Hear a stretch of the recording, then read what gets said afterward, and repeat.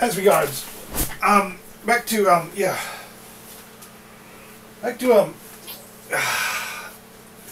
John Todd and his strange allegations about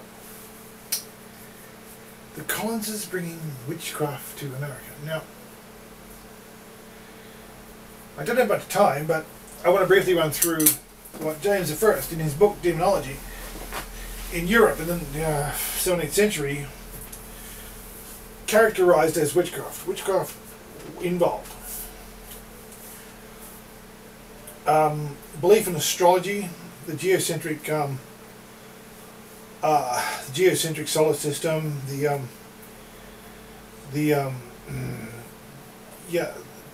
astral determinism or fate, the crystal spheres, and some variation of either 7 levels, 8 levels, or more, like in the Kabbalah there's 10.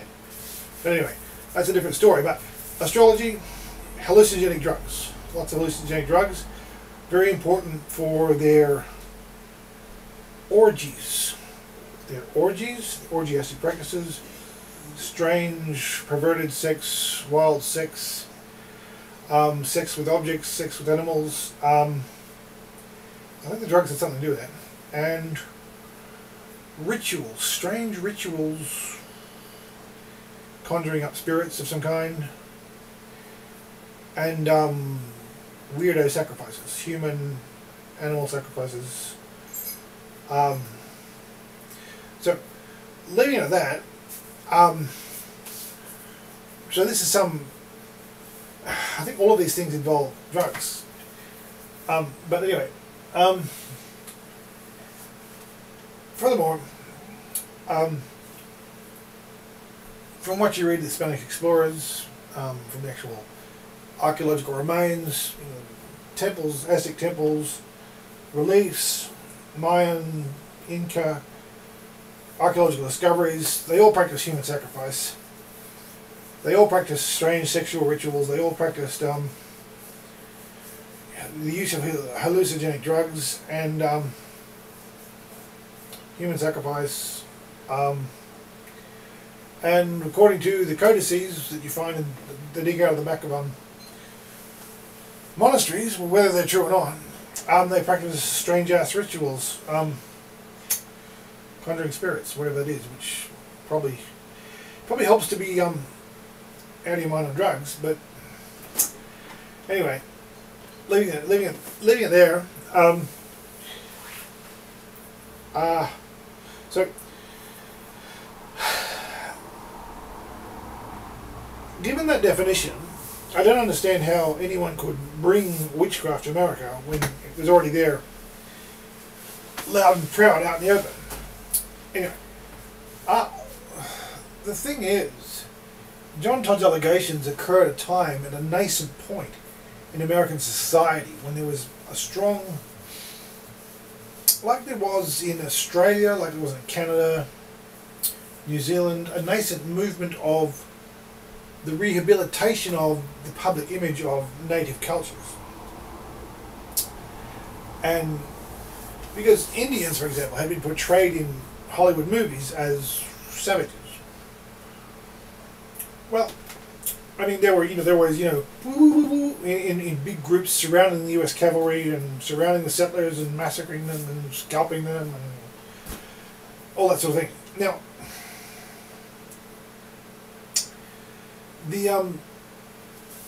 there was a nascent movement which had a lot to do with the movements for land rights and restoration of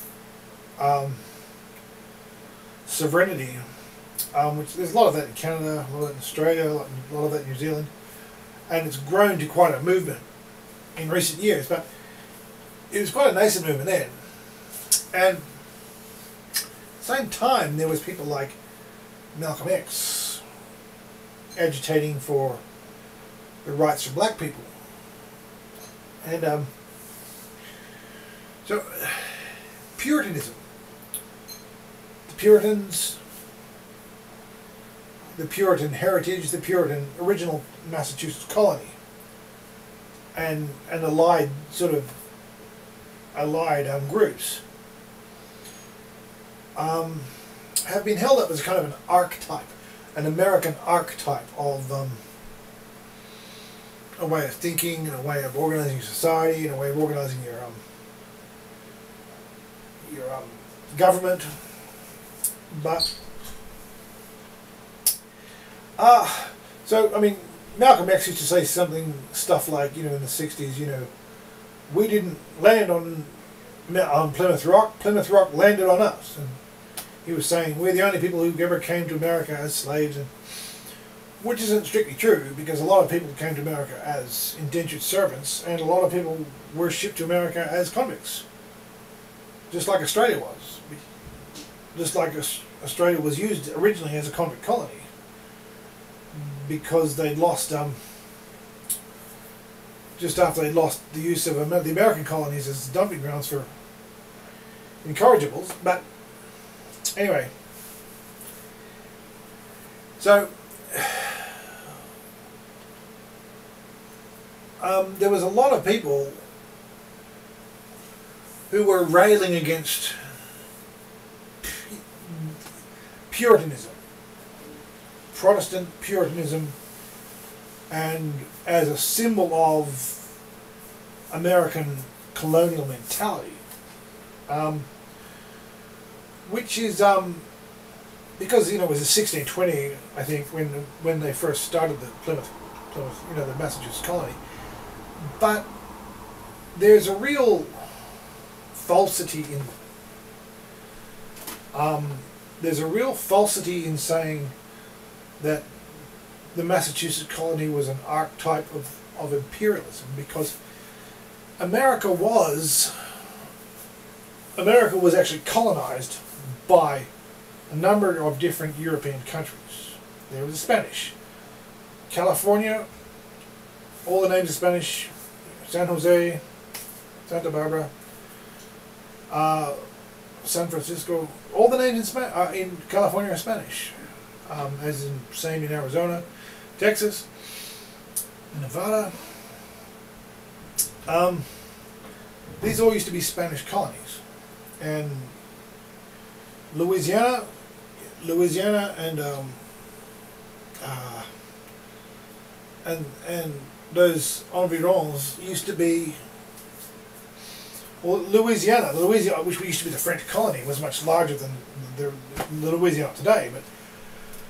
But Louisiana was a French colony. I think Florida was originally a Spanish colony.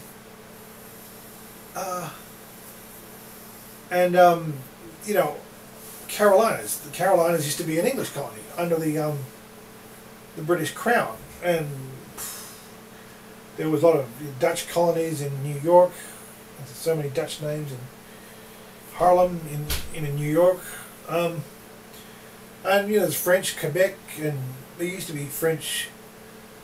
There used to be the French language used to be this, like, kind of a second language for everyone in the American colonies, because there were so many French people there.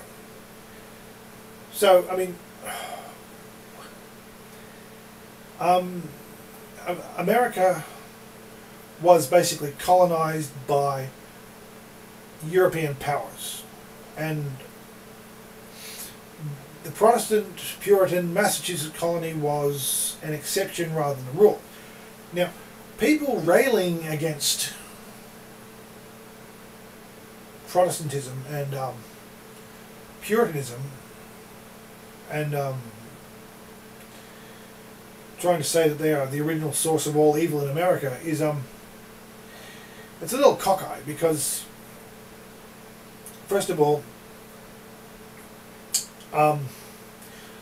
America, the Indians were, it's okay. Hollywood, the Hollywood representations of Indians, the 1950s and 60s Hollywood movies, were one-dimensional, cliched, and probably often incorrect.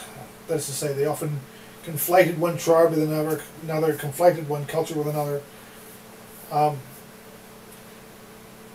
as ignorant Europeans often do. And yeah, I mean, a lot of the grievances, the natural and understandable grievances of the Indian tribes that were swept under the rug, because obviously the movie makers were trying to make an exciting story, and they needed a bad guy, and they had the westerns and they had the cavalry versus the Indians, and so they had an exciting story to tell the public, and so they weren't much interested in, you know, nuances. But anyway, so but nevertheless, I mean, paganism was widespread amongst American Indians. I mean, and so it's obviously a more complex story than what the history books say, and a more complex story than Hollywood says. But as you know, like in the 80s, movies started coming up with like Dances with Wolves, which show an American soldier, former soldier, joining the tribes, and you know, and starting to see the struggle from the point of view of an Indian. And so, yeah, but problem with public relations wars, the truth is often the first casualty. I mean,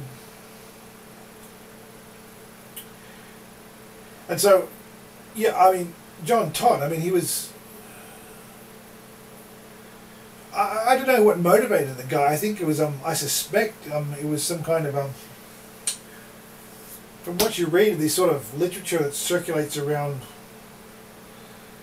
independent Baptist groups, which I wonder sometimes whether they've just been penned by, you know, a Jesuit agent provocateur, because, and which I wonder whether Todd was, whether he was just working for the Jesuits, because I mean, he had a very curious cosmology, and it reflects his poor education, but I'll have to leave that for now.